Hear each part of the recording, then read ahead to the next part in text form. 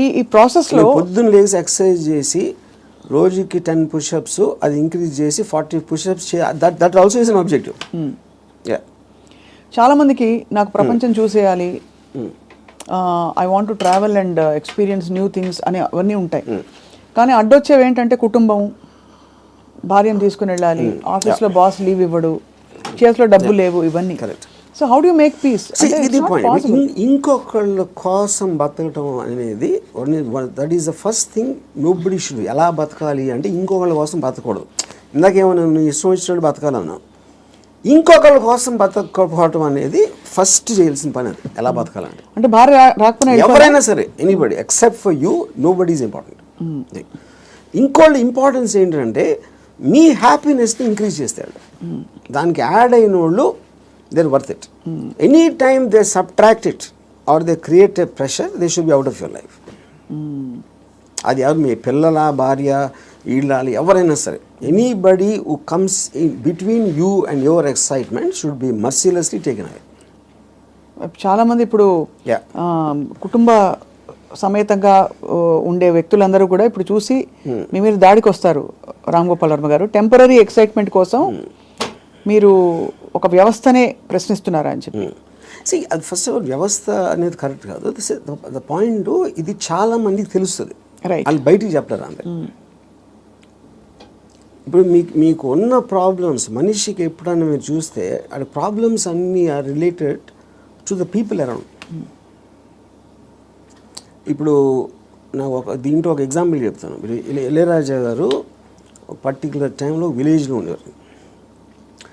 అక్కడికి ఆయన చెన్నై వచ్చేమని ఆయన కజిన్ ఎవరు చెప్పారు. చెన్నై ఇక్కడే నేను బతలేవో, చెన్నైలో ఎలా బతుకుతున్నాను అంటే చెన్నైలో కుక్క కూడా బతుకుతుంది చెప్పాడు ఆయన. అది ఇంట్రెస్టింగ్ పాయింట్ ఏంటంటే, కుక్క ఎలా బతుకుతుంది అసలు? దానికి మ్యాక్సిమం కావాల్సింది ఫుడ్. అది ఎక్కడో చెత్తకుండిలోనో, అక్కడో హోటల్ బయట ఎక్కడో చోట ఏదో ఒకటి దొరుకుతుంది. It keeps living. అదే కుక్కకి ఫ్యామిలీ ఉందనుకోండి, ఆ పిల్లలకి వెళ్ళి పెట్టాలి, అది పెట్టాలి అంటే that becomes the pressure point. మీకు ఎప్పుడు రెస్పాన్సిబిలిటీస్ మీరు తీసుకున్నప్పుడు ఉండదు. ఇప్పుడు నీషే ఏమనంటే, like a camel is man, he kneels and lets himself be laden with burdens of responsibilities, you know, and then when the going is tough, he says, yeah, life is hard to bear, but all he has to do is to shrug the load off and run. ఇప్పుడు షగింగ్ the load అంటే మనకేంటి, ఎంతసేపు పిల్లల్ని చూసుకోవాలి, తల్లిదండ్రులు చూసుకోవాలి, పక్కన చూసుకోవాలి, వాళ్ళని చూసుకోవాలి, ఈ రెస్పాన్సిబిలిటీస్ అన్నీ పెట్టి అదే మహానుభావుడు అని మీకు ఒక లేబుల్ వేసి పెట్టారు. కాబట్టి మీ మనసులో మీకు ఇష్టం లేకపోయినా అది మీరు చేస్తారు. అది చేసినప్పుడు ఏమవుతుంది, the negative energy will be building inside you, because you are doing what you are suppose to do, not what you want to do. నా భార్యని నేను సినిమాకి తీసుకెళ్ళాలని నాకు అనిపించినప్పటికీ ఉన్న డిఫరెన్స్కి, తీసుకెళ్ళకపోతే చంపుతుందిరా బాబు అని చేసుకోవడం అప్పుడేంటి, తన కోసం చేస్తాను. Right. I'm hating every moment of that journey to go and sit in the theatre, to come outside. But if I want it, I'm having pleasure, because నా డిసిషన్ నాది కాబట్టి. మరి నీ సుఖమే నేను కోరుతున్నాను కాన్సెప్ట్ ఉంది. Suppose somebody derives real happiness or high in making another person happy, then what do they do? ఇది అంటే అప్పుడు అతను అనుకున్నట్టే కదా, my happiness is coming out of someone which is my decision only. No, అదే decision మన దగ్గర ఉండాలి. అది డెసిషన్ మన దగ్గర ఉండాలండి, అంతే కదా. యా, ఎందుకంటే అందరికీ రోజు నిత్యం ఏదో సాధించాలి అని గోల్స్ ఉండకపోవచ్చు. ఎవరో ఏదో అనుకుంటారు, ఎవరో ఏదో బాధపడతారు, ఎవరో ఏదో కోపగిస్తారు అని వాళ్ళ కోసం చేయటానికి ఒక ప్రెషర్ తోటి మీకు అనిపించేయడానికి ఉంది కదా డిఫరెన్స్. యా, ఈ హోల్ ప్రాసెస్లో బిగ్గెస్ట్ డెటరెంట్స్ హ్యూమన్ రిలేషన్షిప్స్ అంటారా, రిలీజియన్ అంటారా, లేక లెథార్జీ అండ్ ప్రోకాస్టినేషన్ అంటారా? What is the biggest challenge మీ దృష్టిలో? ఐ ఫీల్ అంటే ఇప్పుడు రిలీజియన్ అనేది, బికాస్ పాపం పుణ్యం అనేది they are going to be measured when you die. పాపం పుణ్యంకి ఏమి లింక్ చేశారు, స్వర్గం నరకం, అది ఇప్పుడు నేను పోయినప్పుడు వస్తుంది. అది మాట్లాడతాం కానీ that is not a big thing. What is the biggest thing is the reactions of the people around. ఎందుకంటే మీరు ఇంటరాక్ట్ అయ్యేది మనుషులే కదా. సో వాళ్ళేదో అనేసుకుంటారు, వాళ్ళేదో అనుకుంటారు, అనేసారు అని అంటారు. Constantly it is that pressure people around. అందుకని people around are the biggest problem creators. వాళ్ళని కేర్ చేయని రోజు మీకన్నా హ్యాపీ పర్సన్ ఎవడో ఉన్నాడు. అదేదో ఎలా ఉందంటే ఇప్పుడు నన్ను ఎవరన్నా చాలా తెలివైన ఒకడు అన్నాడు, ఇంకోటేమో పెచ్చినా కొడుకు అంటారు. And both of them are correct. ఎందుకంటే వాడి పర్సెప్షన్లో అతనికి ఉన్న నాలెడ్జ్ వాటి నేను సేమ్ పర్సన్, కానీ అతను నన్ను చూసే విధానం ఇందాక నేను చెప్పిన ఎగ్జాంపుల్ లాగా వాడి వరల్డ్లో నేను వేరు. So I will be tolerant to that. ఇప్పుడు ఆడు పొగిడాడు అని నేను, ఎందుకంటే నేనేంటో నాకు తెలుసు. నేను అనుకునే దానికన్నా మీరు ఎక్కువ పొగిడితే మీరు ఫూల్ అనుకుంటాను, అనుకున్న దానికన్నా మీరు తను క్రిటిసైజ్ ఎక్కువ చేసినా ఫూల్ అనుకుంటాను. ఎందుకంటే my measurement is only me. I don't let someone else measure me. Yeah, ఈ కాంటెక్స్లో బిగ్గెస్ట్ డెటరెంట్ ఇస్ అటాచ్మెంట్ అని అనిపిస్తుంది చాలా వరకు. సో మీరు ఫర్ ఎగ్జాంపుల్ మీరు చాలాసార్లు ఓపెన్గా షేర్ చేసుకునేవి రిలేషన్షిప్స్ నుంచి బయటకు వచ్చినప్పుడు, ఇది నాకు this is coming in the way of my happiness and my objective what ever it is అని అనుకున్నప్పుడు దానిలో వచ్చే ఎమోషనల్ టర్మాయిల్ ఎలా డీల్ చేసుకున్నారు? అసలు ఎమోషనల్ టర్మాయిలే ఫీల్ అవ్వలేదా? ఇప్పుడు దీనికి ఒక ఎగ్జాంపుల్ అంటే నిన్నటి వరకు మనిషిని చూశారు, ఒక మనిషి మీతో రోజు భోజనం చేయడం, you're spending time with them. ఇవాళ నుంచి మీరు బ్రేకప్ అయిపోయాక మనిషి ఉండరు మీ లైఫ్లో. How do you visualise that possibility? That is what I'm saying. ఇప్పుడు ఒక ఎగ్జాంపుల్ ఏమి ఇస్తానంటే, ఇప్పుడు I'm very fond of my father. Obviously నేను పుట్టిన తర్వాత స్కూలు గీలు అన్నీ అయిపోయి నేను ఇంజనీరింగ్ వచ్చాను. ఇంజనీరింగ్ కూడా అయిపోయిన తర్వాత అప్పటికి మా ఫాదర్ కొంచెం ఇన్సెక్యూర్, అంటే స్టూడియోలో జాబ్ ఉంటుందా, లేకపోతే కొత్త టెక్నాలజీ వచ్చేసింది, సో రిటైర్మెంట్కి ఏం చేయాలి అనుకునే టైంకి ఆయనకి మా అంకుల్ ఎవరో ఒక షాప్ ఇచ్చారు. ఏదైనా ఈయన జ్యూస్ షాప్ ఏదో పెడదామని మా ఫాదర్ ప్లాన్. నేను అదే టైంలో ఒక వీడియో లైబ్రరీ పెడదామని నేను ఒక ఐడియా చేశాను. అది వెళ్ళి మా ఫాదర్ని అడిగా, నా షాప్ నాకేమో వీడియో లైబ్రరీ పెట్టుకుంటాను. మా ఫాదర్ నా దగ్గర ఏమనుకున్నా, తర్వాత మా అంకుల్కో ఎవరికో నేను రిటైర్మెంట్ కోసం ఉంచుకుంటే అది కూడా అడిగేస్తున్నాడు వాడు. ఇది మా అంకుల్ నాకు చెప్పారు. ఇంకా నాకు బార్ కూడా గుర్తుంది, మధు బార్ అని అమీర్పేటలో. అప్పుడు నేను నిజంగా ఎఫెక్ట్ అయ్యాను. ఎందుకంటే ఒకటి మై గిల్ట్ ఆస్పెక్ట్ ఆఫ్ మా ఫాదర్కి ఇస్తే మా అంకులు, నేను నా కోసం నాకు ఇచ్చేయమని అడిగేది ఆ వీడియో లైబ్రరీ బిజినెస్ నడుస్తుందా లేదా ఏంటో తెలీదు. మా ఫాదర్ డెసిషన్ తీసుకుంటే ఆయనది. He's got every right to decide what he wants because that belongs to him, not to me. కానీ నాకు జ్యూస్ పార్లర్ నడవదు, వీడియో లైబ్రరీయే నడుస్తుంది అనేది నా. కానీ మా అంకుల్ చెప్పేటప్పటికి నేను ఆ ఎమోషన్ తోటి మా ఫాదర్కి వెళ్ళి చెప్పేసి, సరే నేను వద్దు నాకు అని నేను చెప్పేద్దాం అనుకున్నాను. నేను నడుస్తూ ఉంటే అమీర్పేట నుంచి పంజాగుట్కి స్లోగా emotions got this by my logic. నా లాజిక్ ఏమైందంటే, నేను ఎంత స్ట్రాంగ్గా నమ్మినప్పుడు at the most video library పెడితే 2-3 months తెలుస్తుంది అది నడుస్తుందా లేదా మూసేయాలి. అప్పుడు anyway you can do is in case you wants to juice thing, okay. But ఇది వర్కౌట్ అయిందంటే ఇట్ చేంజ్ అవర్ లైఫ్స్. మా ఫైనాన్షియల్ ఆస్పెక్టు ఇది అది అన్నీ మారిపోతాయి. అప్పుడు నేనేం డిసిషన్ తీసుకున్నా ఫైనల్గా, I don't care about what my father thought.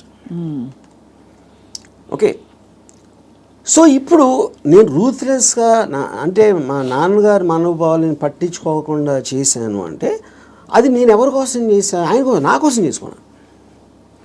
So but because my confidence work out అయితే వాళ్ళు కూడా హ్యాపీగా ఉంటారు. That is a risk you have to take any given time. అవును. అప్పుడు మా ఫాదర్ ఇన్ని సంవత్సరాలు నన్ను పెంచి 20 సంవత్సరాలు నాకు చదువు చేయించి అన్నీ నేను తీసుకుని, ఆ టైంలో నాన్నగారు అంటే బాధపడతారు అనే దాంట్లో నేను తీసుకుంటే I won't have become anything. Yes, that is selfish, there is no doubt about it. But selfishness, అప్పుడు నేను ఎందుకు పుట్టాను అసలు? మా ఫాదర్ కోసం పుట్టాను, నా కోసం పుట్టాను. మా ఫాదర్ వాళ్ళ ఫాదర్ కోసం పుట్టారా, ఆయన కోసం పుట్టారు. సో ఆ సెల్ఫ్ ఆస్పెక్ట్ అనేది లేకపోతే అసలు బతకడానికి మీనింగ్ లేదు.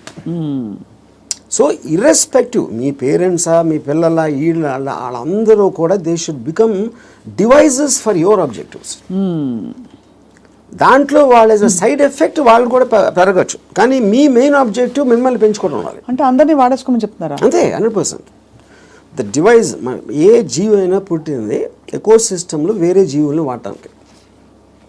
సో మనం ఎంత ఇది efficient గా ఎవరు తప్పు అంటున్నారు? అల్ట్రూయిస్టిక్ ఏజెంట్స్ ఉంటారు కదా, వాళ్ళు చెప్తారు ప్రజల కోసం చేయాలి, ఫ్యామిలీ కోసం చేయాలి, పిల్లల కోసం చేయాలి అనేది కాన్స్టెంట్గా మీకోసం మీరు చేయకుండా చేసినప్పుడు ఇందాక నేను డిస్క్రైబ్ చేసిన కాదు కదా, అక్కడ రెండు వేరు ఉన్నాయి. ఇంకోళ్ళ కోసం ఏం చేయక్కర్లేదు, బట్ అవతల వాళ్ళని వాడేసుకోవడం అనేది అది ఇంకొక ఎక్స్ట్రీమ్ కదా. చెప్తున్నాను, వాడేసుకొని ఎవరిని వాడుకోం మనం. All the time we're using people or anything we're also being used కదా. ఆఫ్ కోర్స్, అదే కదా నేను చెప్పేది.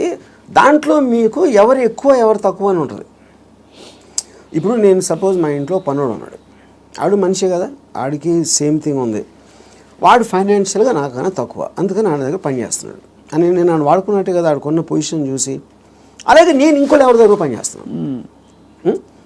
సో ఇప్పుడు పులి జింకని తింటుంది, జింక గడ్డి తింటుంది. So that is order of nature of differences in your things which is a natural thing in terms of that. So దానికి మీరు అది ఆర్డర్ ఆఫ్ నేచర్లో తీసుకోకుండా దానికి ఎగెన్స్ట్గా వెళ్ళి వాళ్ళకి సేవ చేయాలి అంటే అది కానీ మీరు అనేది పులినెస్ జింకనెస్ అనేది మనం కల్టివేట్ చేసుకునే దాన్ని బట్టి మనం మారుతాం, పెరుగుతామని, అంతేనా? ఇప్పుడు పులి జింకను చూసినప్పుడు తిండి చూస్తుంది, జింకను చోట్ల. జింకను ఎందుకు చంపుతుంది? తింటానికి చంపుతుంది. ఇప్పుడు పులి జింక గురించి ఆలోచిస్తే పులి అవ్వదు కదా. పులి అవ్వదు అంటే నేచర్ కూడా అంటలేదు నేను. పులి is being designed to make use of.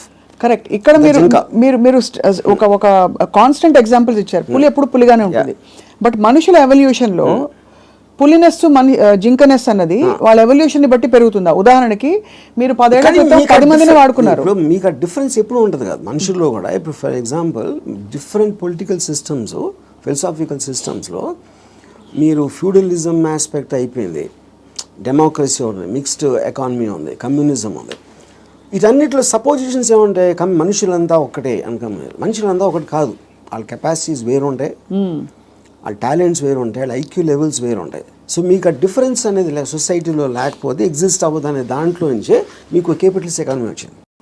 You know ఈ communism failed also is because of that. So same హైరార్కీలో ఇప్పుడు ఒక ఇల్లు ఉంది, ఒక ఇంట్లో ఒకళ్ళు చాలా కేపబుల్ ఉంటాడు అవడం, ఒకళ్ళు అస్సలు లేదు. వాళ్ళిద్దరు ఒకే ఇంట్లో ఉంటున్నారు. Possibly they are born also to the same persons, circumstances కూడా సేమ్. అప్పుడు ఏ విధంగా మీరు ఆ డిఫరెన్స్ చూపిస్తారు? ఇప్పుడు ఆ డిఫరెన్స్ అప్పుడు ఇప్పుడు నాకు తెలిసిన ఒక ఫ్యామిలీ ఉంది, అతను చాలా successful husband, he's having an affair with somebody. So ఇప్పుడు తను he's expecting the wife or any associated family to just be quiet. You know ఎందుకు?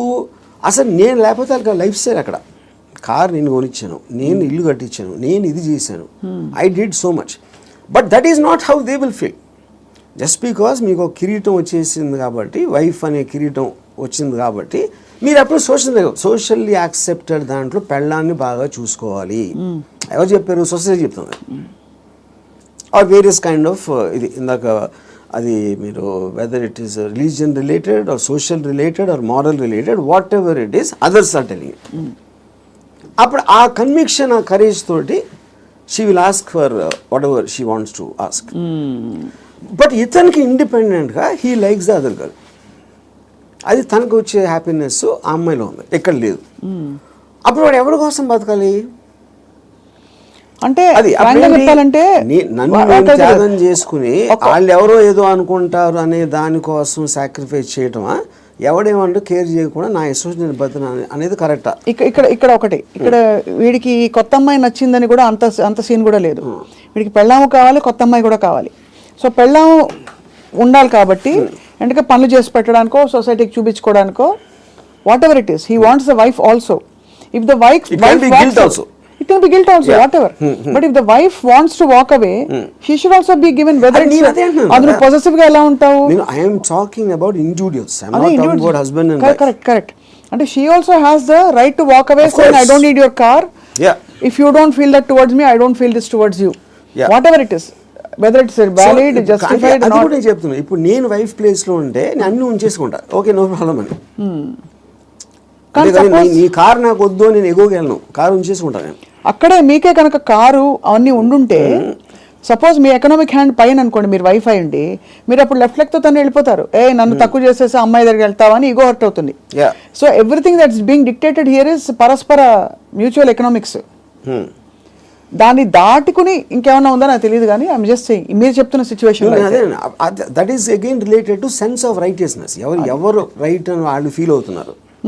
ఇప్పుడు నేను అనుకోండి, I will be very okay with my girl friend or my wife wants somebody else, I will respect her wish. And you'll still live with her as husband and wife? If I want to, if it doesn't make a difference to me. Then I don't want to live with anybody. That's a different thing. But I have no problem. Yeah. Ante you mean in a context of relationship? Yeah. Where you are with somebody? Yeah. వాళ్ళు నాకు ఫలానా వాళ్ళు నచ్చారంటే you don't mind that అంటారు? No, not at all. Yeah. ఇది నేను even before I was married engineering కాలేజ్లో కూడా this is a girl I was in love with and she was in relationship with somebody else. I was waiting for the relationship to break so that I might get a chance. నేను అలా ఆలోచించాను ఇప్పుడు. Yeah, ఓహో break అయితే maybe I will get her అని. ఓహో వాళ్ళ relationship break అవుతాయి. యా, సో ఆ రిలేషన్షిప్ని చెడగొట్టడానికి నా ప్రయత్నం నేను చేస్తూ ఉన్నాను చాలా సటిల్గా. అక్కడ మీ హ్యాపీనెస్ ముఖ్యం కాబట్టి అది నా ఎఫర్ట్, అది నా ఆబ్జెక్టివ్. ఇక్కడేమో వీడియో పార్లర్ లాక్కున్నారు.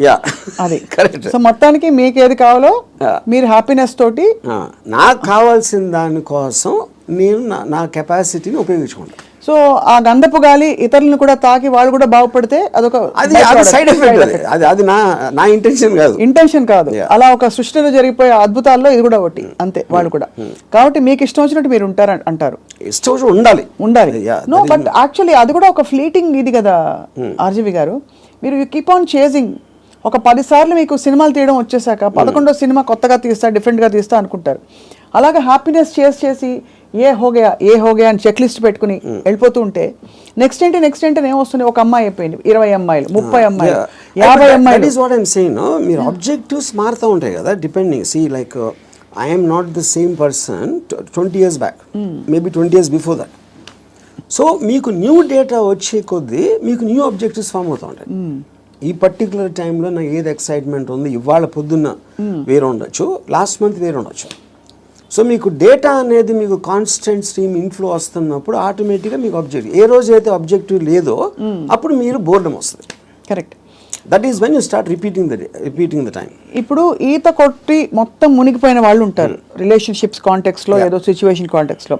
అక్కడ పక్కన చేపలు వచ్చి కరిచినా లేకపోతే ఊపిరి ఆడకపోయినా వాడు మీరు జస్ట్ ఒడ్డున నిలబడి కాళ్ళు తడుపుకోవాలి, ఎమోషనల్గా దిగిపోకూడదని మొదటి నుంచి చెప్తూ వచ్చారు. బికాస్ అల్టిమేట్లీ అన్నిట్లో చూస్తే మీకు అడ్డొచ్చేది ఎమోషనే.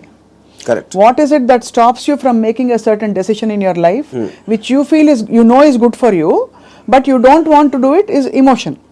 యా, బట్ ఎమోషన్ ఇక్కడ ఏ కాంటెస్ట్ అంటున్నారు? Say it also the decision you don't make because of your foresight of some times ఇలాంటి డెసిషన్ తీసుకుంటే ఇలాంటి అవ్వటానికి ఆస్కారం ఉంది అని ఆ కాన్సిక్వెన్స్ని you might not want to bear. So అది అగైన్ సెల్ఫ్ సెంట్రిక్ అంటారు, self protective and self predicting instinct, capacity to foresee. So మీరు అనేది డెసిషన్ తీసుకోకపోవడం కూడా ఒక్కోసారి not just emotion but your ability to say that అమ్మో ఈ డెసిషన్ తీసుకుంటే నాకు ఇలా అవ్వచ్చు, అల్టిమేట్లీ నేనే మళ్ళీ సఫర్ అవుతాను, అంతేనా? ఇప్పుడు ఫర్ ఎగ్జాంపుల్ నేను నా డివోర్స్ అయినప్పుడు నేను any decision related to someone else somebody will get hurt. ఇప్పుడు ఆ హర్ట్ని I will have to measure it against my hurt, my whatever my feelings at that time. అప్పుడు నేను ఒక 7-8 years నేను నా డాటర్ని కూడా చూడలేదు. Various reasons. ఎందుకంటే I was so busy in Bombay and I'm not a person who's into children at all. So అప్పుడు ఎందుకు షీ వాజ్ మేబీ తను 8 ఎంతో ఉంటుంది. ఒక 15-16 వచ్చిన తర్వాత ఫస్ట్ టైం నేను మాట్లాడాను. నేను ఎలా మాట్లాడాను, అసలు నేను అలాంటి నాకు ఒక గుడ్ క్యారెక్టర్ చెప్పడానికి కానీ నేను అనుకున్న దానికన్నా వర్స్ట్ పర్సన్, నువ్వు విన్నదానికన్నా నీకు ఎవరైనా చెప్పిన దానికన్నా నేను నా గురించి తప్ప ఎవరి గురించి ఆలోచించాను. ఇది మా ఫస్ట్ లైన్ నేను చెప్పింది 8 ఏళ్ళ. అది ఎందుకు చెప్పాను, ఇట్స్ ఎ క్యాలిక్యులేటెడ్ థింగ్. ఇప్పుడు నేను తన దగ్గర నా రెప్యుటేషన్ మంచిగా ఉండాలి అని నా ఎమోషన్ అయినప్పుడు నేను అలా చెప్పాను కాదు కదా. I don't care what she thinks about me. Correct. So I want be truthful, ఇది నేను అని చెప్పాను. అప్పుడేంటి, then they will get cultivated to that. So ఇప్పుడు ఎప్పుడు మనం మాట్లాడినప్పుడు మీరు ఎంత క్యాజువల్గా చెప్తారో అంత క్యాజువల్గా వాళ్ళు తీసుకుంటారు. మీరు వాళ్ళు ఏదో మహా ఇది జరిగిపోయింది అన్న బిల్డప్ ఇస్తే వాళ్ళు కూడా అలా తీసుకుంటారు. సో ఈ సైకలాజికల్ ఆస్పెక్ట్ అనేది నాకు అర్థమవుతుంది కాబట్టి I will know exactly how to talk to people. అది అన్నిసార్లు వర్కౌట్ అవుతుందని చెప్పట్లేదు. వర్కౌట్ అవ్వకపోయినా నాకు no problem, because I'm already willing to bear the worst situation based upon my decision. నేను తీసుకునే 10 డెసిషన్స్లో 8 ఫెయిల్ అవుతాయి ఎప్పుడు. But 2 will work. So far they worked. So the point is to keep on making decisions is how you have to live. ఎలా బతకాలంటే నిర్ణయాలు తీసుకుంటూ పోవాలి అంతే, ఇప్పుడు మీ దృష్టిలో ఇర్రెస్పెక్టివ్ ఆఫ్ ద కాన్సిక్వెన్సెస్.